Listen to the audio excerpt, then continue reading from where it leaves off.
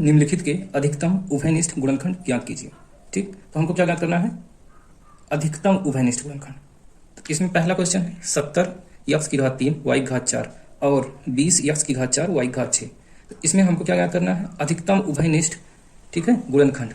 तो 70 का सबसे पहले 70 है, तो 70 x की घात 3, पहले 70 है, x की घात 3 y की घात 4। तो हम 70 को क्या लिख सकते हैं? 2 से कटेगा, 2 गुणे 5 गुणे 7। जब 70 का गुणनखंड करेंगे तो कितना आएगा? 2 गुणे 5 गुणे 7, 2 पंचे 10 और 10 सत्ते 70, 70 का हो गया। उसके बाद x की घात 3 है और y की घात 4, ठीक, इसको ऐसे ही लिख दिए। उसके बाद दूसरा हमारे पास क्या है? 20 x की घात 4 y की घात 6, ठीक। अब इसमें 20 का गुणनखंड क्या हो सकता है? 2 गुणे 2 गुणे 5। जब गुणनखंड करेंगे तो इतना आएगा, 2 दूना 4 और 4 पंचे 20। उसके बाद क्या है? गुणे x की घात 4 y की घात 6, ठीक। तो इसमें से जो 70 x की घात 3 और y की घात 4 है, इसमें और 20 x की घात 4 y की घात 6 में क्या क्या कॉमन है? कॉमन का मतलब उभयनिष्ठ है, उसको हम देखेंगे। तो इसमें 2 है, इसमें भी 2 है, इसमें 5 है, इसमें भी 5 है, 1 2 1 5 दोनों में है। तो अब हम यहाँ पे क्या लिखेंगे? उभयनिष्ठ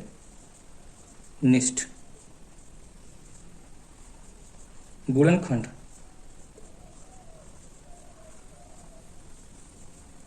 तो सबसे पहले क्या मिला है हमको?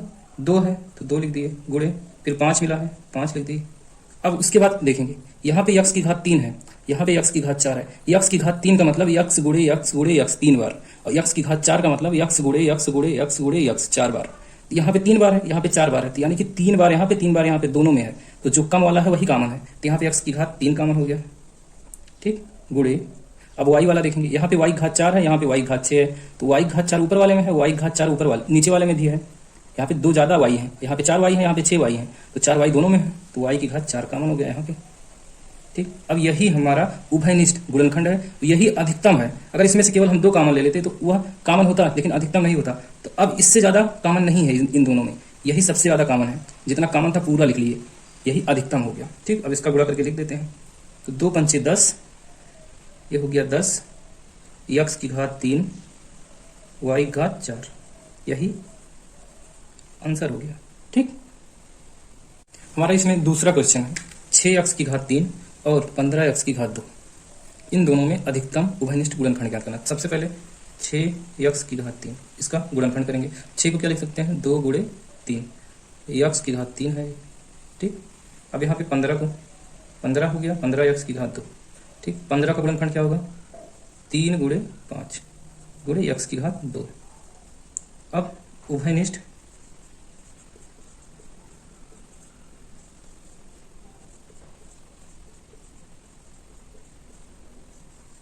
गुणनखंड क्या होगा? यहाँ पे 2 है, यहाँ पे 2 नहीं है, यहाँ पे 3 है, यहाँ पे भी 3 है, तो 3 कॉमन हो गया, पहला 3 हो गया, गुणे यहाँ पे x की घात 3 है, लेकिन यहाँ पे x की घात 2 है, यहाँ 5 है, यहाँ 5 नहीं है, तो 5 नहीं कॉमन होगा। यहाँ पे x की घात 3 है, यहाँ पे x की घात 2 है, तो इसमें 2x है, इसमें 3 बार x है, तो केवल 2x दोनों में है, x की घात 2। अब इसका गुणनखंड क्या होगा? 3x की घात 2, यही आंसर हो जाएगा, ठीक। हमारा इसमें तीसरा क्वेश्चन है, इसमें 3 व्यंजक दिए गए हैं, इन तीनों व्यंजक में एक एक टर्म है, ठीक, एक एक पद है, एक एक पद के व्यंजक हैं। तो इन तीनों में हमको अधिकतम उभयनिष्ठ गुणनखंड ज्ञात करना है, ठीक। तो इसमें जैसे पहला है 15 x की घात 2 y z, तो इसका गुणनखंड करेंगे। 15 को क्या लिख सकते हैं? 3 गुणे 5 लिख सकते हैं, 3 पचे 15 हो गया, ठीक। उसके बाद क्या है? x की घात 2 है, तो इसको क्या लिख सकते हैं? x गुणे x, ठीक। फिर गुणे y है तो y लिख दिए, उसके बाद गुणे z है तो z लिख दिए। उसके बाद है दूसरा पद क्या है? 10 x y घात 2, तो इसको लिख दिए 10 x y घात 2। अब इसका गुणनखंड क्या होगा? 10 को क्या लिख सकते हैं जब गुणनखंड करेंगे तो? क्या होगा? 2 गुणे 5 होगा, गुणे x है तो x लिख दिए, y घात 2 है तो y घात 2 का मतलब y गुणे y, ठीक। अब इसके बाद क्या है? तीसरा 20 x y z की घात 2, अब इसका गुणनखंड करना है तो 20 को क्या लिख सकते हैं? 2 गुणे 2 गुणे 5, 2 दूना 4 और 4 पंचे 20, 20 का गुणनखंड हो गया। उसके बाद है गुणे एक्स लिख दिए, फिर वाई है गुणे वाई, फिर जेड की घात 2 है तो जेड को 2 बार जेड गुणे जेड। अब हम देखेंगे 3, सबसे पहले सबसे छोटी वाली संख्या देखते हैं, 2 देखते हैं, 2 इसमें है लेकिन इसमें नहीं है तो 2 कॉमन नहीं हो सकता यानी कि उभयनिष्ठ। फिर 3 ऊपर में है, इन दोनों में नहीं है तो 3 भी नहीं हो सकता, लेकिन 5 इसमें भी है, 5 इसमें भी है, 5 इसमें भी है। तो सबसे पहला उभयनिष्ठ क्या होगा, उभयनिष्ठ गुणनखंड। ठीक, तो पहला क्या हो गया 5। उसके बाद ऊपर में x है, यहां भी x है, यहां भी x है, तो गुणे x तीनों में था, एक x तो एक x लिख दिए। इसके बाद ऊपर में एक x और है, लेकिन दूसरे वाले में x नहीं है तो कॉमन नहीं हो सकता है, तीसरे में भी नहीं है तो केवल एक में है, तो यानी कि अब x कॉमन नहीं हो सकता है, इन दोनों में तो है नहीं, तो इसलिए तीनों में अगर होगा तभी कॉमन होगा, जब केवल एक में है तो इसलिए अब x कॉमन नहीं होगा। फिर y पे आते हैं, y ऊपर में है, यहाँ भी है, यहाँ भी है, तो एक y यहाँ पे है, एक y यहाँ हो गया, एक y यहाँ हो गया, इन तीनों में y है तो एक y कॉमन हो गया। ठीक, अब z को देखते हैं, z सबसे पहले वाले में है, बीच वाले में तो है नहीं। ठीक, नीचे वाले में है तो z कॉमन हो ही नहीं सकता है, क्योंकि बीच वाले में है ही नहीं, इन तीनों में होगा तभी कॉमन होगा, तभी उभयनिष्ठ हो सकता, तो z उभयनिष्ठ नहीं है। हमारा उभयनिष्ठ क्या है, 5 गुणे x गुणे y, यानी कि 5x y, यही उभयनिष्ठ है, यही हमारा आंसर हो गया इसका। ठीक, हमारा इसमें अगला क्वेश्चन है 3x की घात 2 धन 15xy के गुणनखंड कीजिए। तो 3x की घात 2 धन 15xy लिखे। अब इसका हमको गुणनखंड करना है, तो सबसे पहले हम 3x की घात 2 पहले पद का गुणनखंड करेंगे, तो इसमें इसको क्या लिख देंगे, 3 गुणे x लिख सकते हैं कि नहीं, 3 को 3 लिख दिए, x की घात 2 है तो इसको x गुणे x लिख दिए, बीच में चिन्ह धन का है तो धन लगा दिए। ठीक, उसके बाद 15 को 3 गुणे 5 लिख सकते हैं, 3 × 5 = 15 होता है तो 3 गुणे 5 लिख दिए। अब गुणे x गुणे y, ठीक, x गुणे y लिख दिए।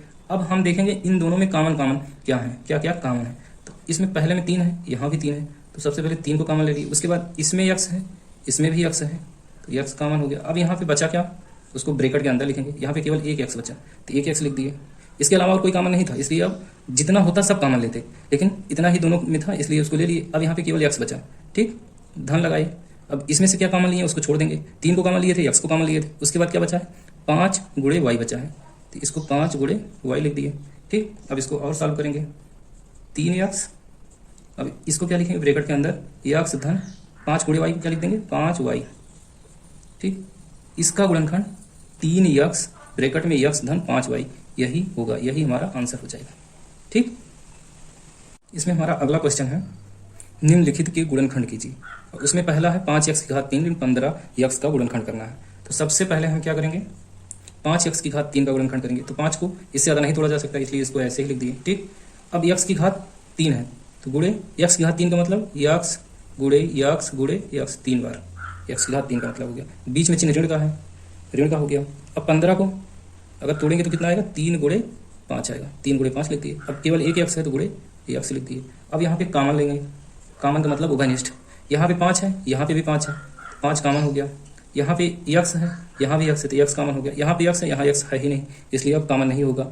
इन दोनों में कोई ऐसी संख्या नहीं जो दोनों में हो, 5 और x के अलावा, इसलिए अब और कोई कॉमन नहीं होगा। तो 5 गुणे x यह कॉमन हो गया, ब्रैकेट लगाए, ब्रैकेट के अंदर में लिखेंगे बाकी सब, x गुणे x बचा है। 5x जब कॉमन ले लिए तो यहाँ पे क्या बचा, x गुणे x, उसको ब्रैकेट के अंदर लिख दिए।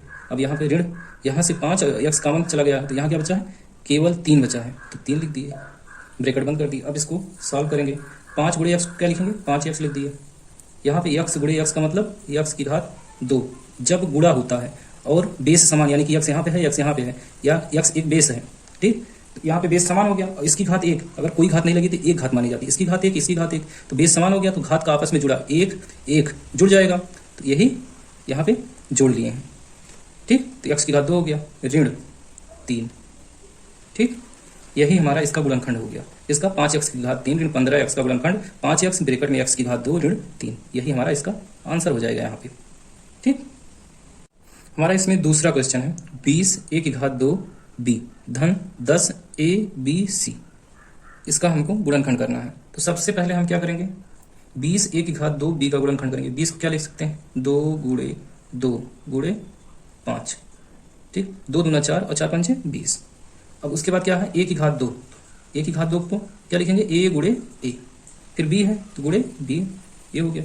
धन 10 है, 10 को हम क्या लिखेंगे, 2 गुणे 5 लिख देंगे। ठीक, 2 पंचे 10 हो गया। अब उसके बाद क्या है, गुणे ए गुणे बी गुणे सी। ठीक, अब यहाँ पे 2 है, यहाँ भी 2 है, तो 2 कॉमन हो गया पहले में, तो सबसे पहले 2 कॉमन हुआ, 2 लिख दिया।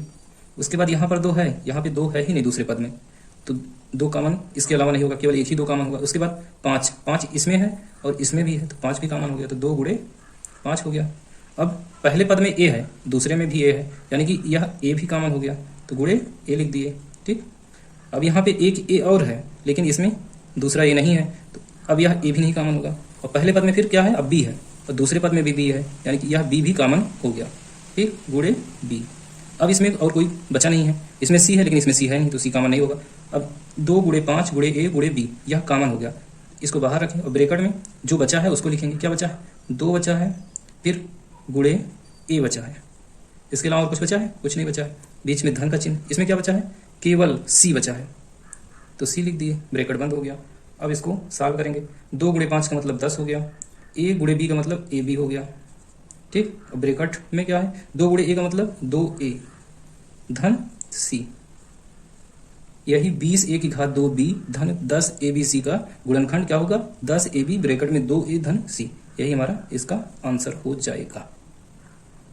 हमारा इसमें अगला क्वेश्चन है, निम्नलिखित के गुणनखंड कीजिए। इसमें पहला है x की घात 2 धन ax धन bx धन ab, इसका हमको गुणनखंड करना है। तो हम यहाँ पे पहले 2 टर्म का मतलब पहला पद और दूसरा पद, इन दोनों पद में देखेंगे क्या कॉमन है। इसमें ये भी x है, इसमें भी x है, तो x को कॉमन ले लिए, यहाँ पे x लिखे। ठीक, एक x कॉमन हुआ तो एक x बच गया, धन यहाँ से भी x कॉमन लिया है, यहाँ पे तो क्या बचा, a बचा, a लिख दिए। अब इन दोनों टर्म को देखेंगे, टर्म का मतलब पद, इन दोनों पद को देखेंगे। इन दोनों पद में क्या है, यहाँ पे भी b है, यहाँ पे भी b है, तो b कॉमन लेंगे यहाँ पे, और चिन्ह धन के, यानी कि धन b कॉमन लेंगे। तो अब यहाँ से धन b कॉमन लिए तो क्या बचा, x बच गया धन के, यहाँ पे धन b कॉमन ले लिए तो क्या बचा, धन a बचा। ठीक, अब हमको पता है, हमने काफी क्वेश्चन किया है कि अगर इन दोनों ब्रैकेट में एक ही समान संख्या या एक ही समान पद आ रहे हैं चिन्ह सहित, तो हमको जो कॉमन लिए हैं उनको एक ब्रैकेट में लिखते हैं। तो x धन b एक ब्रैकेट में हो गया। उसके बाद क्या करेंगे, इन दोनों में से कोई भी एक लिख देंगे, x धन a, यही x की घात 2 धन ax धन bx धन ab का गुणनखंड क्या होगा, x धन b एक ब्रैकेट में x ऋण a एक ब्रैकेट में। यही हमारा आंसर हो गया इसका।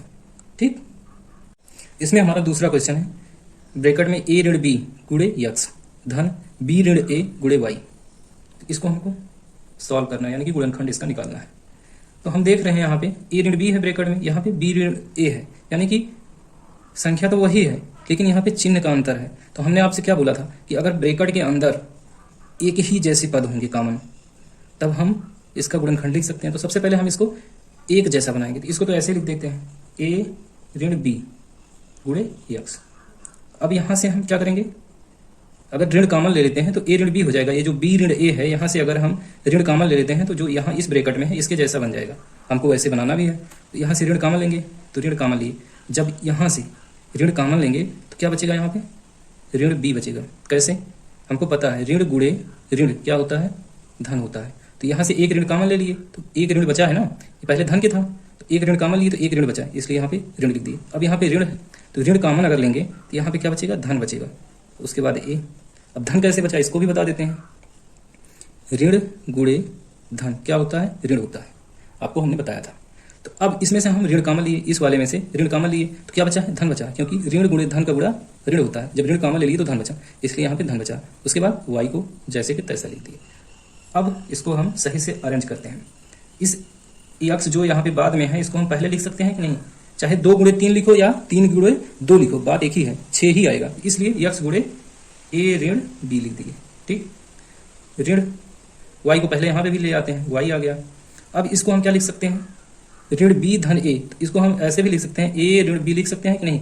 इसको पहले कर दिया, इसको बाद में कर दिए, कोई फर्क पड़ेगा। जैसे अगर हम 2 ऋण 3 लिखते हैं, ठीक, तो 2 ऋण 3 का मतलब कितना आएगा, ऋण 1 आएगा। या ऋण 3 धन 2 लिखते हैं तब भी तो ऋण 1 आएगा, कोई फर्क पड़ा, इसलिए हम इसको ऐसे लिख दिए।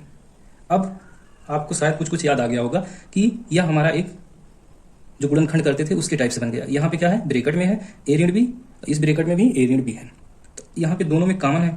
तो अगर दोनों में a ऋण b आ गया है तो हम जानते हैं जो यहाँ पे कॉमन है, जो यहाँ पे कॉमन है उसको एक ब्रैकेट में, तो ये एक्स यहाँ पे ऋण वाई, तो ऋण वाई एक ब्रैकेट में हो गया। अब इन दोनों में जो कॉमन था उसको एक ब्रैकेट में लिख देंगे, केवल एक, तो क्या होगा ए ऋण बी। ठीक, यही हमारा इसका गुणनखंड होगा।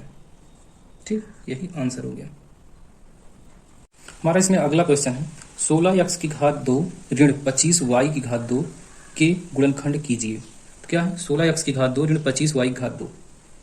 तो हमको यह देखने से ही लग रहा है इस सूत्र की तरीके से है। कौन वाला?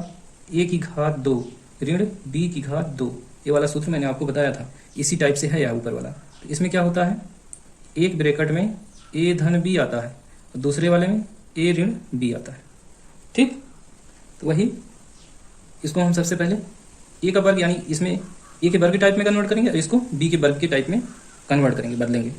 तो हम क्या करेंगे, 16x की घात 2 को क्या लिख सकते हैं, 16 किसका वर्ग है, 4 का है, x लिखे। तो अब इस पूरे का वर्ग लगा देंगे, लगा सकते हैं, 4 का वर्ग करेंगे 16 आएगा और x का वर्ग करेंगे तो x की घात 2 हो जाएगा, यानी कि x स्क्वायर हो जाएगा।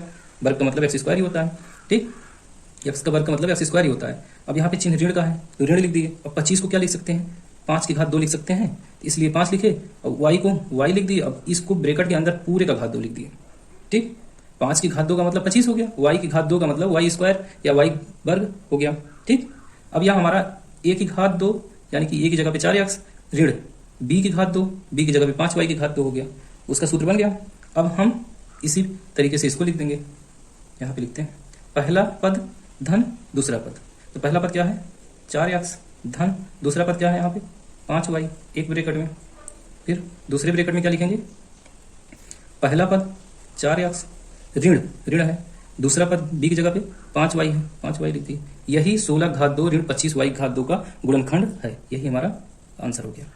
ठीक, हमारा इसमें अगला क्वेश्चन है 16c की घात 2 ऋण 2a धन 3b पूरे का वर्ग, 2a धन 3b पूरे का वर्ग, इसका हमको गुणनखंड करना है। क्या है 16c की घात 2 ऋण 2a धन 3b पूरे का वर्ग, इसका गुणनखंड करना है। तो यह भी हमको दिख रहा है कैसे, यह a का वर्ग हो जाएगा।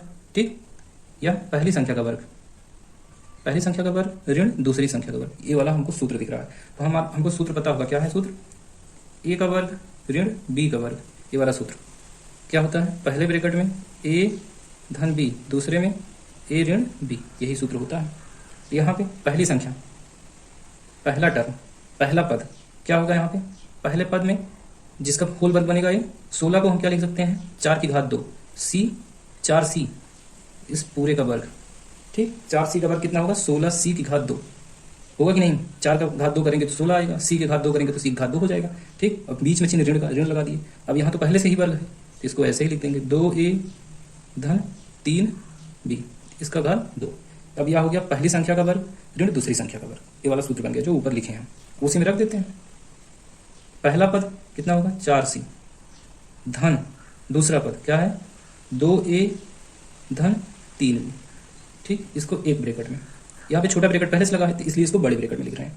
उसके बाद अब दूसरा बड़ा ब्रैकेट, फिर पहला पद क्या है 4c है ऋण दूसरा पद, यहाँ पे ऋण है तो ऋण दूसरा पद क्या है 2a धन 3b, यहाँ पे छोटा ब्रैकेट बंद किए फिर बड़ा ब्रैकेट बंद किए। अब इसको सॉल्व कर लेंगे, सॉल्व कर लेते हैं तो क्या हो जाएगा 4c आएगा ये। ठीक, धन ब्रैकेट खोले 2a धन 3b, बड़ा ब्रैकेट खत्म हो गया, छोटा ब्रैकेट इसमें से खत्म हुआ तो बड़ा ब्रैकेट यहाँ से हटा देंगे। अब इसको छोटे ब्रैकेट में लिख दिए। उसके बाद फिर अगला वाला इसको सॉल्व करेंगे। अब क्या है 4c ऐसे ही है। अब यहाँ पे ऋण है, यहाँ पे जब कोई चिन्ह नहीं है तो यानी कि धन है, तो ऋण और धन का गुणा करेंगे तो क्या आएगा ऋण आ गया यहाँ पे। उसके बाद 2a। ठीक, फिर यहाँ पे ऋण है, यहाँ पे धन है तो चिन्ह ऋण का कितना 3b, ब्रैकेट बंद। ठीक, ये हो गया। यही हमारा जो आया है 16c की घात 2 ऋण ब्रैकेट में 2a धन 3b ब्रैकेट बंद की घात 2 का गुणनखंड होगा, यही हमारा इसका आंसर हो जाएगा। ठीक, हमारा इसमें अगला क्वेश्चन है निम्नलिखित के गुणनखंड कीजिए। इसमें पहला है x की घात 2 धन 6x धन 5, इसका हमको गुणनखंड करना है। ठीक, तो हम जानते हैं कि जो कांस्टेंट है, ठीक, उसको ऐसे गुणनखंड में तोड़ेंगे कि गुणा करने पर इस कांस्टेंट के बराबर आ जाए, यानी कि धन 5 क्या है धन 5 है, इसको हम ऐसे गुणनखंड में तोड़ेंगे, दो गुणनखंड में, कि गुणा करने पर धन 5 आवे और जोड़ने पर या घटाने पर धन 6 आवे। तो 5 को हम क्या तोड़ सकते हैं 1 गुणे 5, धन 1 गुणे धन 5 करेंगे तो धन 5 आ जाएगा। 5 एकम 5। अगर हम धन 1 और धन 5 को जोड़ते हैं तो कितना आएगा? 6 आएगा। यही तो हमको लाना था। ठीक, तो अब हम यहाँ पे रखेंगे इसको यक्स की घात 2, पहला है धन 1, यक्स इसमें साथ में गुणा है 6 के, तो यहाँ पे दोनों में यक्स गुणा हो जाएगा। 1 यक्स धन 5 यक्स। ठीक, और यहाँ पे क्या था? धन 5 था, तो इसको ऐसे लिख देंगे धन 5। अब जो पहले दो पद हैं इनमें क्या कॉमन है इसको देखेंगे। तो यहाँ पर भी यक्स है, यहाँ पर भी यक्स है, इसको कॉमन ले लेंगे। यहाँ पे यक्स गुणे यक्स है, यानी कि 2 यक्स है, तो 1 यक्स यहाँ पे कॉमन हो रहा है, यहाँ है 1 यक्स यहाँ है, तो यानी कि यक्स कॉमन हो जाएगा दोनों में उभयनिष्ठ है, तो यक्स को कॉमन लिए। तो अब यहाँ पे 1 यक्स बच गया, उसको लिख दिए। अब यहाँ पे क्या बचा है? धन 1 बचा है। ठीक, तो धन 1 लिख दिए। उसके बाद अब इन दोनों में क्या कॉमन था? धन 5 इसमें भी है, धन 5 इसमें भी है, तो धन 5 कॉमन ले लिए। अब यहाँ पे धन 5 कॉमन ले लिए तो क्या बचा? यक्स बचा। ठीक, अब यहाँ पे धन 5 कॉमन हो गया, तो 5 को चाहे 5 गुणे 1 लिखो, चाहे 5 लिखो, कोई मतलब है नहीं। 5 1 गुणे 5 लिखोगे या 5 लिखो, बात एक ही है। तो यहाँ पे 5 के साथ में गुणे 1 भी है, यानी कि अगर 5 कॉमन चला गया है तो धन के 1 बचा है। ठीक, तो उसको लिख दिए। अब यक्स धन 1 इसमें भी है, यक्स धन 1 इसमें भी है, यानी कि यक्स धन 1 इन दोनों में कॉमन है, तो उसको लिख लेंगे। ठीक, तो यक्स धन 1 जो कॉमन है उसको लिख लिए। ठीक, अब क्या बचा है? यहाँ पे यक्स बचा है, यहाँ पे धन 5 बचा है, तो इसको एक ब्रैकेट में यक्स धन 5 जो बचा है उसको लिख दी। आपको हम पहले इसको नहीं बताए थे क्योंकि हो सकता ना समझ में आए, लेकिन अब आपने कुछ कॉमन लेना सीख लिया, इसलिए यहाँ पे बता रहे हैं कि यह इसमें कॉमन है, यह इसमें कॉमन है, इसलिए हम इसको पहले लिख दिए। अब जो बचा है उसको दूसरे ब्रैकेट में यक्स धन 5 इसको लिख दिए। तो यही हमारा इसका गुणनखंड होगा, यही आंसर हो जाएगा। ठीक, और इसमें दूसरा क्वेश्चन, यक्स की घात 2 धन 5 यक्स ऋण 6, इसका हमको गुणनखंड करना है। तो यहाँ पे जो कांस्टेंट है कितना है? ऋण 6 है। कांस्टेंट क्या है? ऋण 6 है। तो ऋण 6 को हम ऐसे दो गुणनखंड में तोड़ेंगे कि जिसका गुणा जोड़ करें अगर उस गुणनखंड का तो कितना आवे? धन 5 आ जाए, तो ऋण 6 लिखते हैं। ठीक, इसको हम किस में तोड़ें कि धन 5 आ जाए। अगर हम धन 6 गुणे ऋण 1 करते हैं तो क्या होगा? 6 एकम 6, धन गुणे ऋण कितना आएगा? ऋण 6 आ गया। अगर हम फिर इसको जोड़ते हैं 6 और ऋण 1 को अगर जोड़ लेते हैं तो कितना आएगा? 5 आ जाएगा धन के। कोई फर्क पड़ा? कोई फर्क नहीं पड़ा। तो हम क्या लिख सकते हैं इसको? यक्स की घात 2, 5 यक्स को क्या लिख सकते हैं? धन 6 यक्स धन 1 यक्स, ऋण 6 को ऐसे ही लिख दिए ऋण 6। अब 6 यक्स धन 1 6 यक्स ऋण है तो ऋण लिखेंगे, 6 यक्स ऋण 1 यक्स का मतलब धन 5 यक्स। कोई फर्क पड़ा? कोई नहीं। तो इस दोनों पद में, इन दोनों पद में क्या कॉमन है? यहाँ पर भी यक्स कॉमन है, यहाँ पर भी यक्स है, यानी कि यक्स यहाँ भी है, यक्स यहाँ भी है, तो यक्स दोनों में कॉमन हो जाएगा। तो यक्स को कॉमन ले लिए। जब यहाँ पे यक्स कॉमन लेंगे तो यहाँ पे बाहर यक्स लिखे, क्या लिखे? यक्स, और ब्रैकेट में क्या बचा? यक्स 1 यक्स 2 यक्स था, यहाँ पे यक्स गुणे यक्स था तो 1 यक्स कॉमन हो गया तो यक्स बचा। तो चिन्ह धन का है तो धन लिखे, यहाँ से यक्स कॉमन हुआ तो यहाँ पे क्या बचा? 6 बचा। इन दोनों में सबसे पहले ऋण दोनों में है तो ऋण कॉमन ले लिए। ठीक, तो जब ऋण कॉमन लिए तो ऋण यहाँ पे भी 1 है, यहाँ पर भी 1 है, तो यहाँ पे 1 कॉमन लेंगे। ठीक, तो ऋण 1 कॉमन ले लिए, इसको लिख दिए। ठीक, अब यहाँ पे क्या बचा? यहाँ पे यक्स बचा पहले वाले में। इसमें क्या बचा? जब ऋण 1 कॉमन ले लिए तो यहाँ पे क्या बचेगा? धन के 6 बचेगा। क्यों धन बचा? इसको देख लीजिए। जब ऋण गुणे धन करेंगे तो क्या आएगा? ऋण आएगा। हमारा चिन्ह पहले ऋण था। ठीक, तो ऋण गुणे धन का मतलब ऋण होता है। तो जब यहाँ से 1 ऋण कॉमन ले लिए ए वाला तो क्या बचा है? धन बचा, इसलिए यहाँ पे धन लिख दिए। यहाँ पे पहले ऋण था, पहले क्या था? ऋण, ए वाला ऋण था। तो अगर हम वहां से 1 ऋण कॉमन ले लिए तो यहाँ पे क्या बचा? धन बचा, तो धन लिख दिए। ठीक, अब इसमें भी यक्स धन 6 कॉमन है, यहाँ भी यक्स धन 6 कॉमन है, यानी कि दोनों पद में यक्स धन 6 है, तो इसको कॉमन ले लेंगे। तो यक्स धन 6 इसको कॉमन ले लिए। इसमें भी यक्स धन 6 था, इसमें भी यक्स धन 6 था, तो इसलिए यक्स धन 6 कॉमन ले लिए। तो अब यहाँ पे क्या बचा? यक्स बचा, इसको एक ब्रैकेट में लिखे। उसके बाद यहाँ पे क्या बचा? ऋण 1, तो ऋण 1 लिख दिए। यही यक्स धन 6 गुणे यक्स ऋण 1 किसका? इसका गुणनखंड होगा। तो हमारा आंसर यही हो जाएगा। ठीक।